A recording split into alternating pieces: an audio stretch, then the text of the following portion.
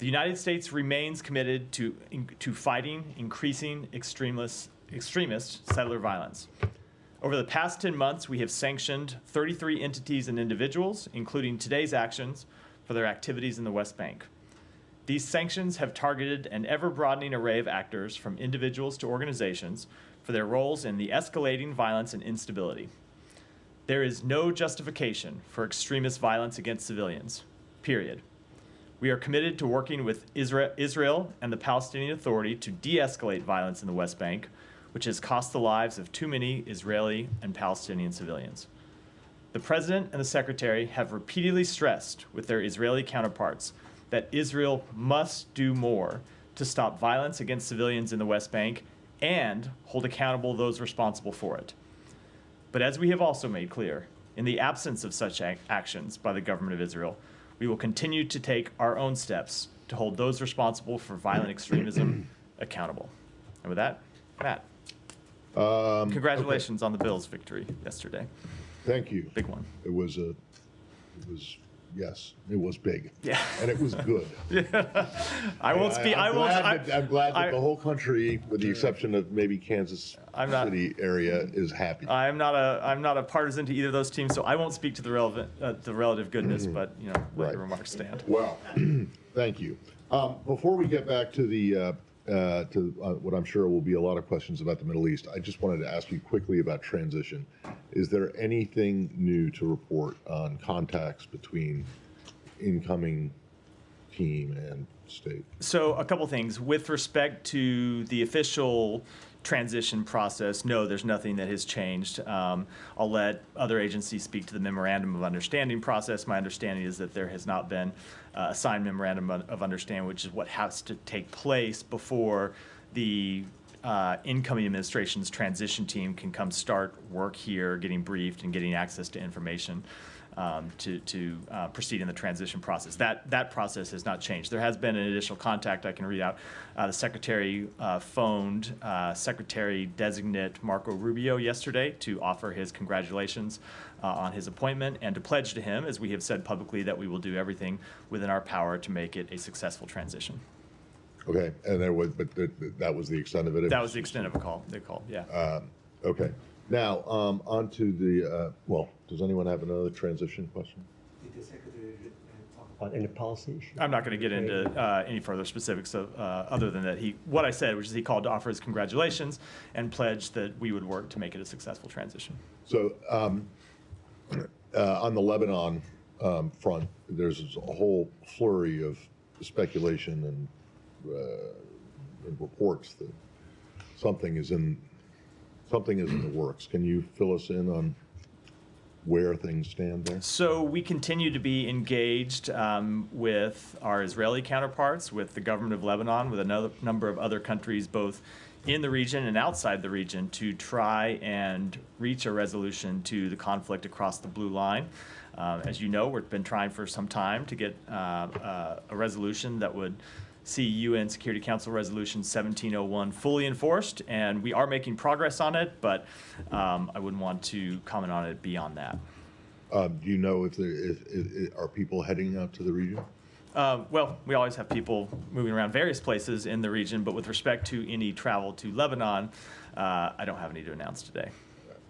Okay. Not everybody at once. Wait for. All right, Alex.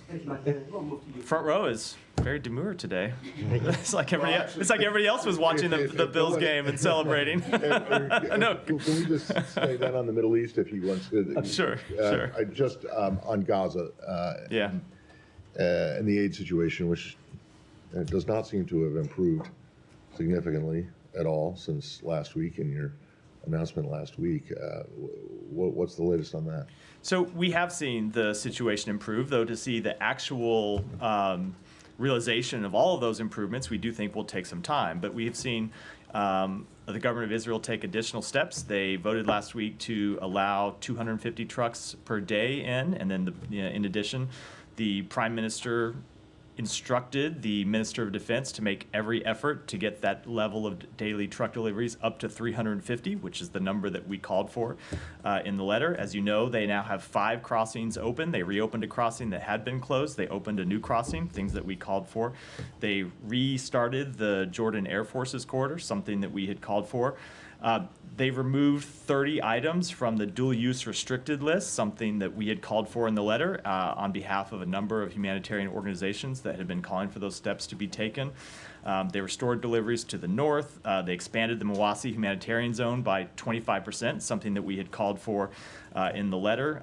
They are implementing the UN's plan to prepare for winter, which includes things like repairing roads, facilitating the entry of winter-specific aid, vaccinations for winter-specific diseases. And so we have seen them take a number of steps, some of which have been public, some of which they have communicated to us, and I'm making public now. And it will take some time to see whether those actually translate to what they're supposed to translate to, which is more humanitarian assistance making it into Gaza, and then more humanitarian assistance making it to the actual people inside Gaza that need to get it. And that's what we're committed to seeing take place over the coming weeks. Yeah. Just, I guess this is related to sort of transition. Do you have any comment on reporting about Elon Musk meeting with the Iranian ambassador last week, Monday? I don't. Okay. I don't. Going back to Lebanon, Matt, can you say whether there have been any gaps that have narrowed in the negotiations over a diplomatic resolution here? Has Hezbollah presented any response to the proposals that are said to have been briefed to them? You know, I just don't think it's productive, unfortunately, to get into the details of the back and forth negotiations, only to say that we have been at this for some time now. We have been sharing proposals, both with the government of Lebanon and the government of Israel. Both sides have reacted to the proposals that we have put forward. There has been an exchange of different ideas for how to see what we believe is in everyone's interest, which is the full implementation of UN Security Council Resolution 1701. And we're going to continue to stay at that process because we believe a diplomatic resolution is key to allowing the fighting to stop, to protecting civilians, and allowing the civilians in both Israel and Lebanon to return to their homes. In past weeks, there has been optimism around the discussions to varying degrees. Are you able to give us a characterization of where that stands now? Are you optimistic that something can come together in the coming days? I am not going to make a characterization, which shouldn't read anything into other than that to say we are committed to trying to get these negotiations over the finish line. We believe it is in the government of Israel to get them over the finish line. We believe it is in the interests of the government of Lebanon to get them over the finish line. I'm not going to characterize the chances other than to say when you have a resolution in the interest of all the relevant parties, we ought to be able to get to an agreement, and that's what we're going to try to do. And then switching to Doha and the calls for Hamas to be booted out of the country, where does things stand there? Are there still Hamas officials in Qatar? If not, where are they now? And what's the latest? I will let the various relevant governments speak to where they are. I know the government of Qatar has spoken to this to some extent. I've seen the reports that some of the leadership of Hamas who had been in Doha have now moved to Turkey. I'm not in a position to dispute those reports. What I would say on behalf of the United States is that we don't believe the leaders of a vicious terrorist organization should be living comfortably anywhere. And that certainly includes in a major... Remember that Hamas is a brutal terrorist organization that has murdered a number of Americans, continues to hold to this day 7 American citizens hostage, and of course, that's not even to speak of the citizens of other countries that it has murdered and that it has held hostage. So to the extent that members of Hamas are in Turkey or in any country, look, a number of these individuals are under U.S. indictment, have been under U.S. indictment for some time, and we believe that they should be turned over to the United States. If they are in Turkey and aren't turned over or expelled or what have you, whatever asks may be made, what kind of consequences would there be for Turkey as a NATO ally? I don't want to get ahead of things here. We've just seen the reporting in the last few days that they have moved to Turkey. But of course, we will make clear to the government of Turkey, as we have made clear to every country in the world that there can be no more business as usual with Hamas. Yeah, go ahead, Hiba. Just to follow up on the questions regarding Lebanon and the negotiations. You used to say, for example, when it comes to Hamas and Israel, the onus is on Hamas or on Israel. When it comes to Lebanon, where's the problem? Here or here? Lebanon, Hezbollah, or Israel? So both the government of Israel and the government of Lebanon need to agree to an ultimate resolution, a diplomatic resolution. Obviously, that requires to both of them agreeing to the various proposals that we have put forward. And you can imagine, as is always the case in this kind of diplomatic engagement, there are things that each side wants and things that each side objects to. And what we try to do is to work through that and get to a resolution that both parties can agree to. But ultimately, the onus is on both of those countries. And when it comes to to the internal politics in Lebanon, you've been trying to have a kind of political solution for the presidential elections and many things in Lebanon. Any update on these efforts? No, look, we continue to want to see the Lebanese parliament elect a new president. We have been pushing for that since before the outbreak of violence in the past few months. We've been pushing for that since before October 7th, and we're continuing to push for it, but I don't have any update to offer. There are some talks that there are regional partners pushing for a role to Bashar al-Assad within Lebanon. Are you on the same page, or do you accept such a proposal to start with? I don't know what proposal that refers to specifically, and I wouldn't want to comment on it here today. Thank you. So let me just try to stay in the region first. Yeah. Michelle, go ahead. Matt, do you support Israeli right to intervene in Lebanon militarily in the future in case the Lebanese armed forces or the UNIFIL don't move against Hezbollah? So Especially in the south. Yeah, so I don't want to speak to that specifically. I know there have been reports about various things that may or may not be under negotiation. So sometimes when I comment on even general questions like that here, they're interpreted as me weighing in on the specifics of negotiations. I will, of course, say that every country in the world has the right to defend itself against terrorist attacks. That includes Israel, it includes other countries as well. And I think I'll leave it at that. And will you give Israel guarantees in this regard? I'm just not going to speak to the underlying diplomatic negotiations. And is there only one draft that you are working on, or two drafts? Only one. I think I'm going to have to apply my previous answer, which is I'm not going to talk to the specifics of the negotiations. Ultimately, we're looking to a proposal that can be agreed to by both countries. And do you know if Folkestein is going today to Lebanon, or? I would refer you to the White House for that. Almost hasn't worked here for more than a year now, but I would direct you to the NSC to speak to his travel schedule. Thank you. Go ahead. Yeah. Over the weekend, Haaretz reported on Israel's crackdown on foreign activists in the occupied West Bank, stating that at least 16 foreign activists, many of them our Americans, have been expelled from Israel since last October after being detained in the West Bank.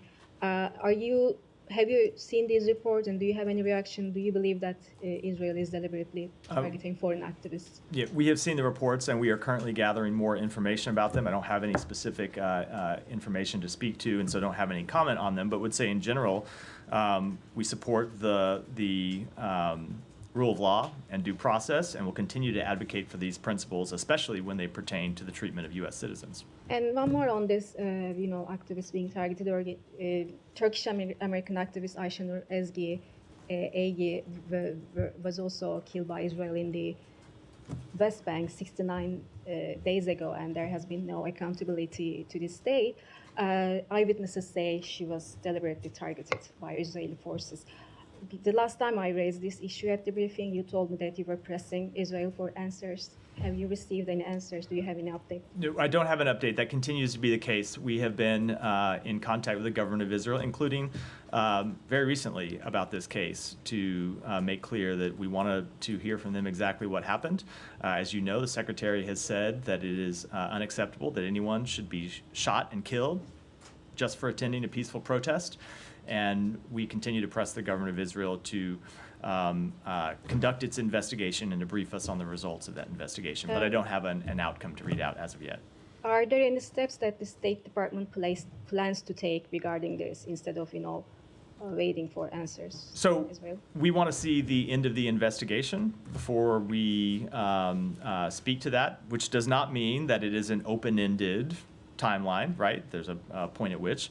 Are we talking about weeks, months, or years? I'm not going to speak to it publicly. We're in conversation with the government of Israel about it. But we want to see the investigation be thorough, and then when we see the results, we'll of course be willing to speak to them at that time, as well as any additional steps that may or may not be warranted. Yeah, thank you, Matt. On the U.S.-Iraqi discussion over the security relations in the future, you were scheduled to have a meeting in Baghdad before the end of this administration. But an Iraqi diplomat told me that the Iraqi government has requested the State Department to postpone the meeting to next year and changing the venue from Baghdad to Washington, D.C. Have you received such a request? And what updates do you have for me about your discussions with Iraq over security relations? I'm going to have to take that question and get back to you. I'm just not tracking the details of either timing or location for that meeting. And another question related to this, I'm not sure if you have anything for me. Does changing administration in Washington have any impacts on your discussion with Iraq over security relations and your forces in Iraq? So that gets back to a question I spoke to last time I was here, which I guess was week before last, right after the election, when I was obviously traveling last week. And the general answer to that is I obviously can't speak to what the next administration will do on any policy area anywhere around the world. We have made clear what we believe is in the interest of the United States, and we will continue to pursue those policies and continue to put them in place between now and January 20th, but I wouldn't want to speculate in any way what the next administration may do. And last question, the Iraqi militia groups has increased their attacks on Israel. I'm sorry, the Iraqi militias, yeah. They increased their attacks on Israel. Even yesterday they attacked Elliot. And they are using a pretext that Israel has used the Iraqi airspace to attack Iran. And the Iraqi government was saying that we are going to engage with the U.S. on this. What's your comment on that? Do you think it's the right pretext? We clearly do not. We have engaged with the government of Iraq on this very question to make clear to them that the government of Iraq should not allow the territory of Iraq to be used to launch terrorist attacks against anybody. And it is not in Iraq's interest to be pulled into a regional conflict. And so the government of Iraq should take all appropriate steps to prevent these terrorist organizations from launching such attacks. Thank you. Staying in the region. Well, I wanted to move to Russia. I should. Let me just. I will come to you next. Let me just make sure anyone else has anything else in the region. Go ahead, and then I'll come back to you next time. Thank you, Matt. According to Israel Behind the News report, UNRWA schools in Bethlehem are reopened, and UNRWA is actively participating in the war against Israel. My question to you is, will the U.S. therefore demand on arms and ammunition inspection of UNRWA schools and medical clinics and a follow-up? So I don't know what report you're referring to, but we do not believe that UNRWA is engaged in active war against the state of Israel. Okay. Let me just finish. UNRWA exists to provide humanitarian services to the Palestinian people. We believe it's important work that they play. Now, we take very seriously the allegations that there were UNRWA employees who were involved in the terrorist acts of October 7th and made clear that that's absolutely unacceptable. And those employees must be held accountable for those actions, but that's different than a painting with a broad brush the entire organization. Okay, on another issue, in light of the U.S.-UNRWA accord, which conditions USA to UNRWA on the removal of incitement in texts and murals from UNRWA, will the U.S. demand that murals and texts which glorify murder of Jews be removed from UNRWA refugee camps in Bethlehem? I don't know exactly what specific report you're referring to, so I'm not going to comment on it. Simon, go ahead. What can you tell us about what the current policy is on whether Ukraine can launch long-range missile strikes into Russia using U.S. missiles? I don't have any policy updates to speak to today. As you know, since even before Russia launched its full-scale invasion, the United States has marshaled a coalition of more than 50 countries to provide assistance to Ukraine and to hold Russia accountable for its actions. We have made clear that we will always adapt and adjust the capabilities that we provide to Ukraine when it's appropriate to do so, and you have seen us back that up with steps that we have taken over the past several years, but I don't have any new policy developments to speak to today. I mean, obviously, this is already being reported that there is a change of policy, and the Kremlin has responded saying this is a major escalation from the U.S. Do you have I mean, you're not confirming the policy change, Yeah. but given that this is already information out there that Russians are responding to, what's your take on them accusing you of escalating this conflict? Yeah, so again, I know this goes without saying, but let me say it anyway. I'm not going to speak to or confirm any policy changes. But when you look at escalation of this conflict, it has been Russia that has escalated the conflict time and time again.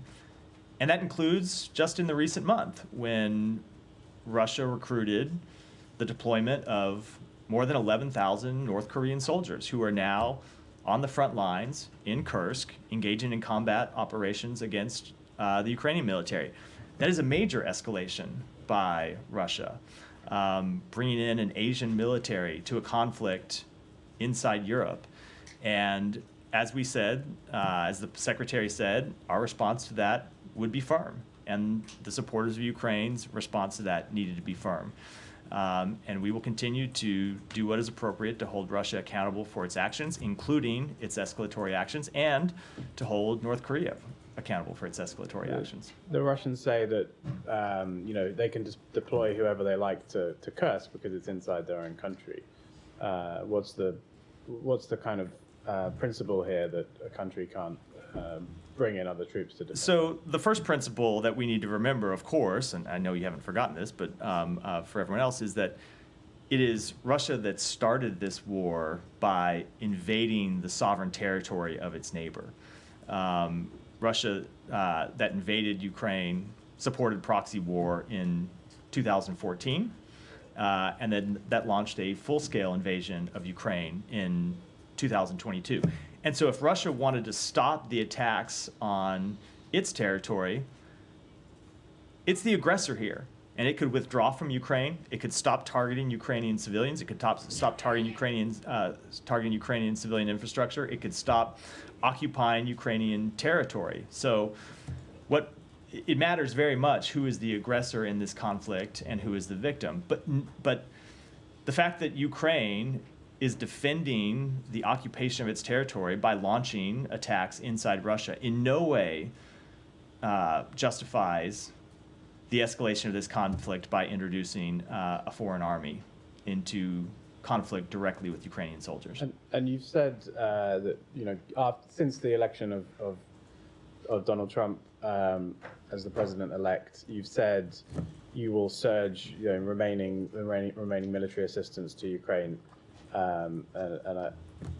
With I guess the idea of strengthening the Ukrainians, from the sort of comments from Russia, sort of saying, well, this is an outgoing administration and they are acting irresponsibly by further escalating a conflict. I know you're not confirming this particular act, but you have talked about rushing support for Ukraine and giving the Ukrainians as much as possible.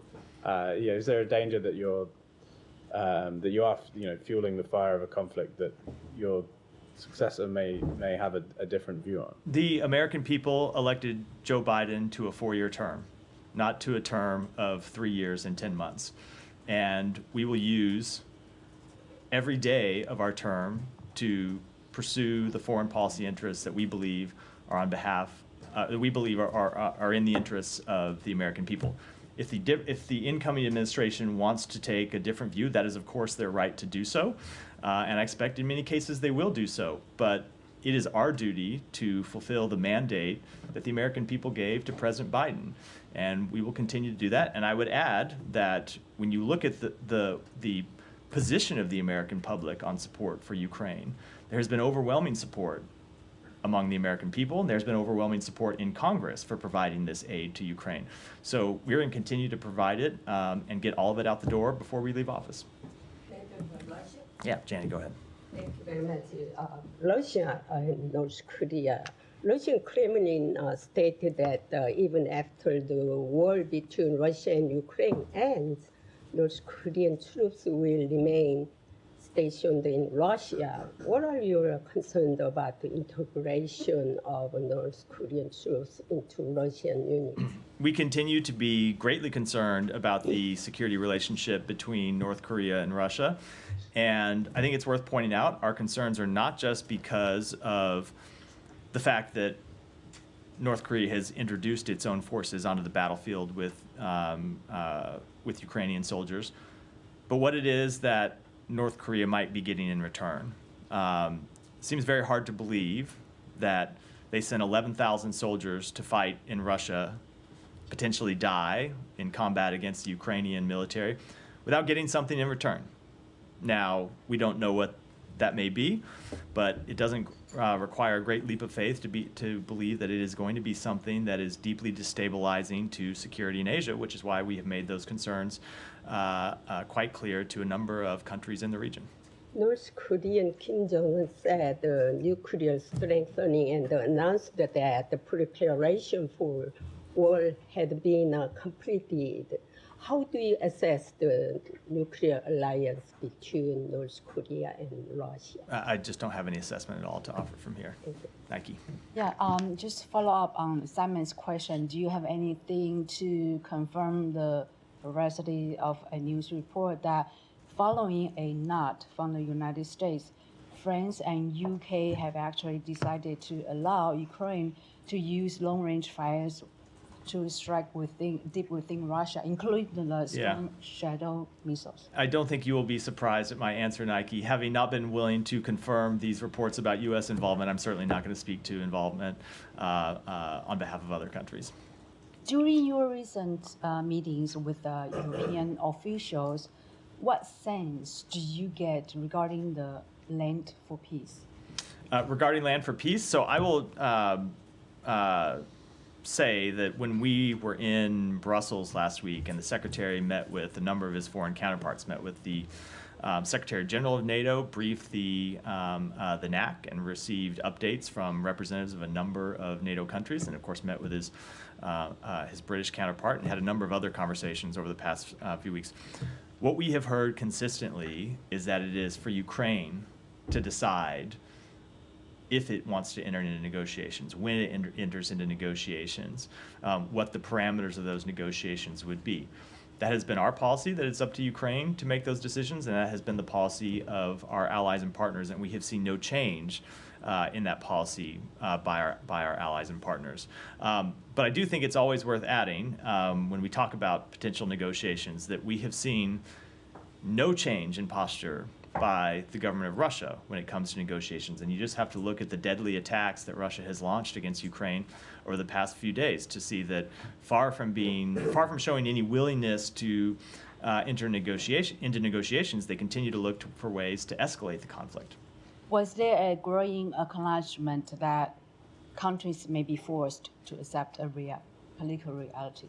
So I'm just not going to speak to private discussions among our allies, but in every conversation that we have had over the past weeks, we've heard the same thing that we have heard over the past few months, which is that it is up to Ukraine to decide Ukraine's future and that no other country can or should dictate that to them.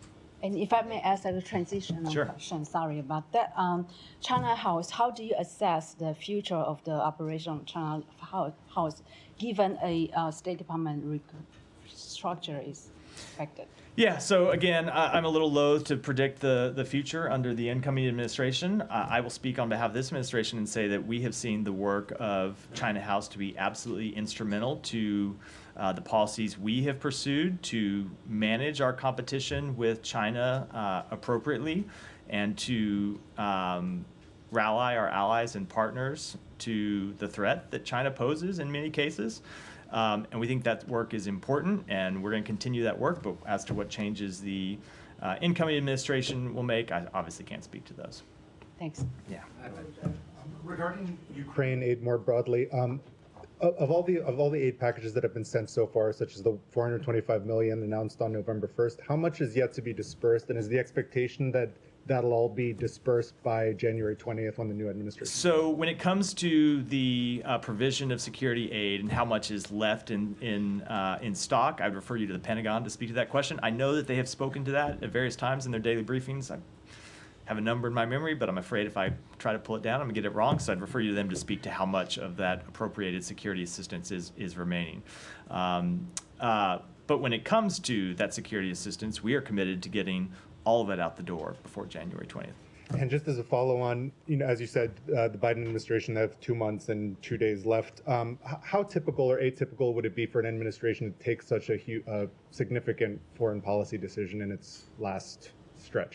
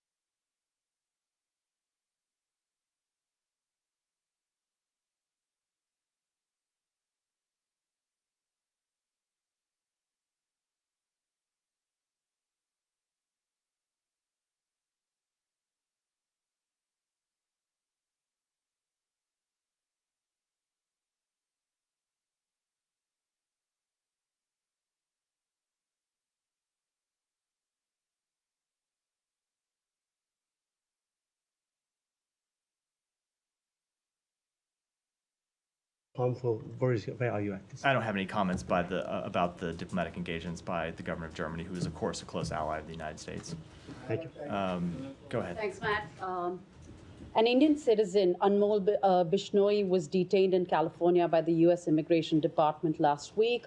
Media reports suggest that FBI officials and Indian security officials have discussed the possibility of deporting him. Wondering if you have anything to add on this report or, verify this report. No, the only thing I would add to it is that it would be appropriate if anyone is going to comment on such a report, it would be the Department of Homeland Security and the FBI, not the State Department. Right. There were also disturbing reports of. I said is going to. They may and I prefaced it that way because they may decline to comment, but I certainly am not going to comment on something that falls within their jurisdiction. Right.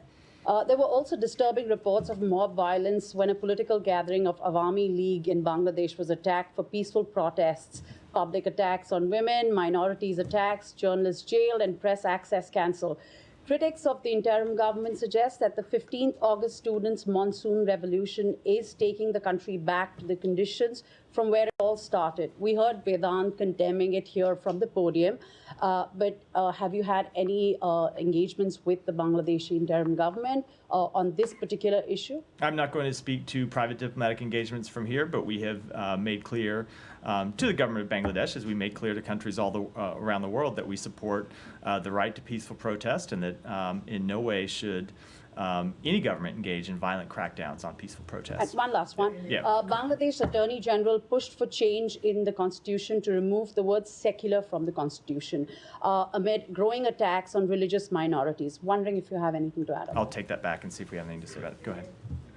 So Secretary Blinken last week pledged a firm response to the North Korean troops in fighting in the war. So if there's no change in policy, should we expect any more response to that, and when? You should expect us to deliver on the Secretary's words, and I'll leave it at that. And going back to the Scholz call, did the Germans consult with you before, or did they read out the call afterwards? I'm not going to speak to private diplomatic conversations, but we are always in close contact with our German allies. Yeah, go ahead. Thank you. A quick follow-up on UNRWA. When Israeli parliament actually passed the bill to ban UNRWA, you told me that you oppose this and there could be consequences under the U.S. law. I wonder, is there any update on that? Will this administration take any action against that? We are still in the implementation period for that law, and we have made clear to the government of Israel that how concerned we are about the implementation of that law, and will continue to stay engaged over the course of that implementation period, which is, I believe, 90 days. Thank you. Yeah, Jenny. Can I follow up on something that was in the letter that Secretary Blinken and Austin sent, this civilian harm channel? Has that met yet?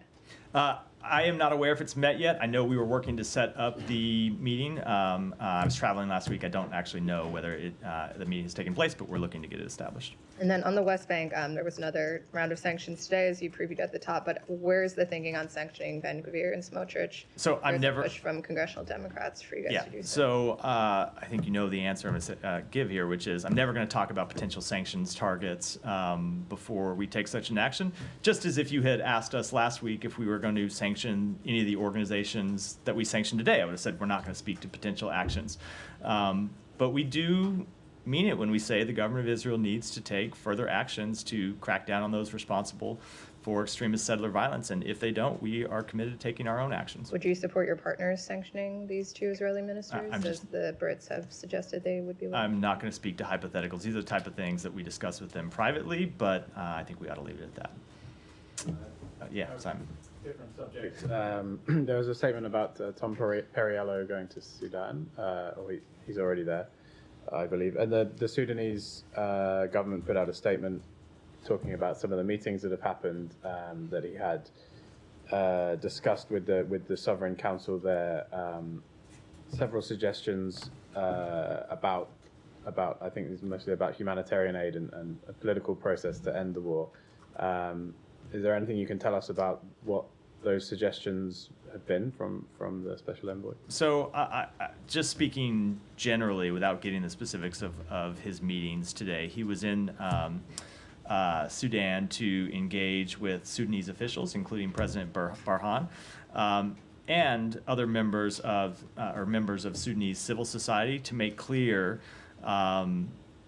our commitment to a civilian government, and when speaking to President Burhan and members of the Sovereign Council, to stress the need to stop the fighting and enable unhindered humanitarian access.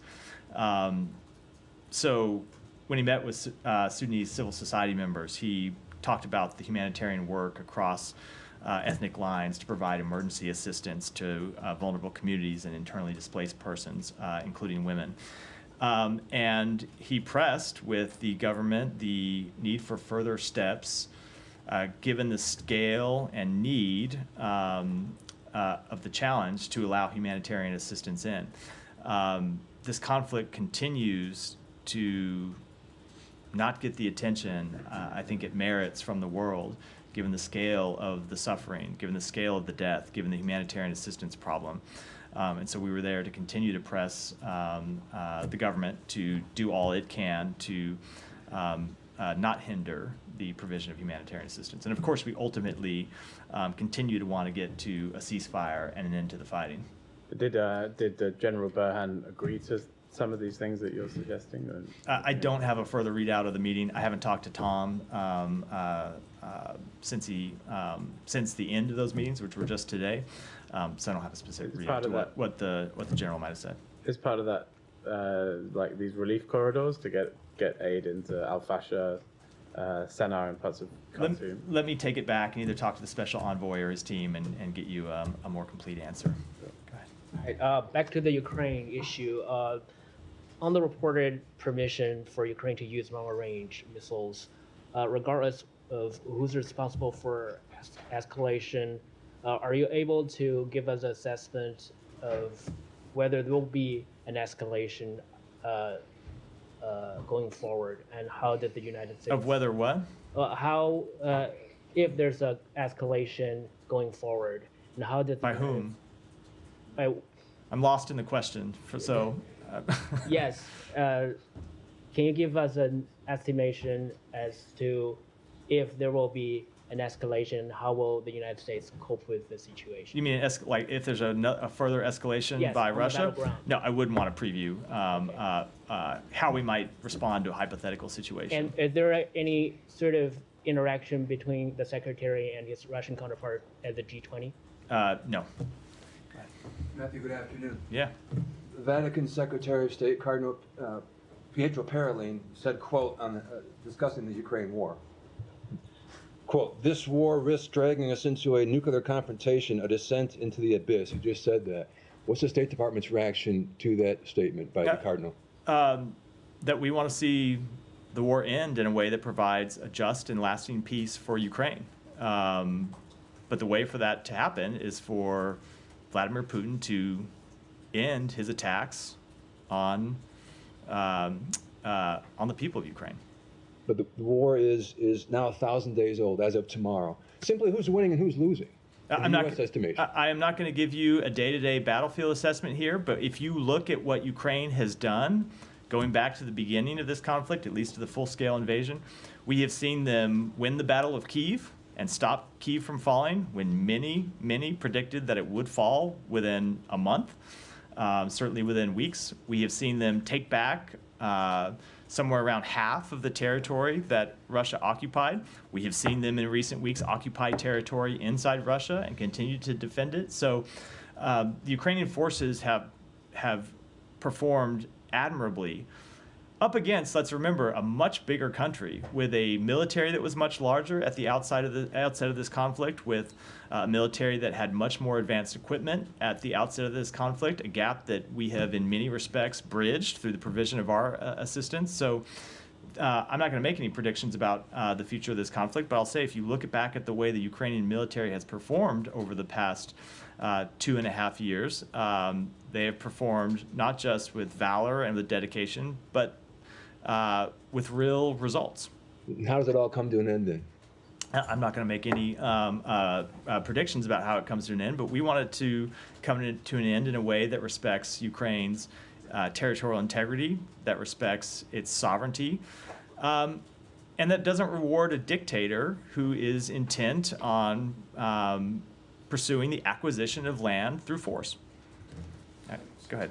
Thank you very much. This Biden administration lifted ban on weapon sales to Saudi Arabia a couple of times. Meanwhile, what we observed, a widow of Saudi Islam journalist Jamal Khashoggi's wife, she wrote letters to U.S. senators, almost 100 letters, and only 9 responded. She is seeking for justice. The question is, with the start of this administration, these things, weapon transfer and defense deals with Saudi Arabia, all were linked with humanitarian records, rights, and other things. So did you guys get some assurances from Saudi Arabia for letting them in these defense deals? So when it comes to the provision of military assistance to any country around the world, of course, we take into effect humanitarian record and how our weapons might be used, and we make the decisions appropriately. All right, with that, we'll wrap for today. Thanks, everyone.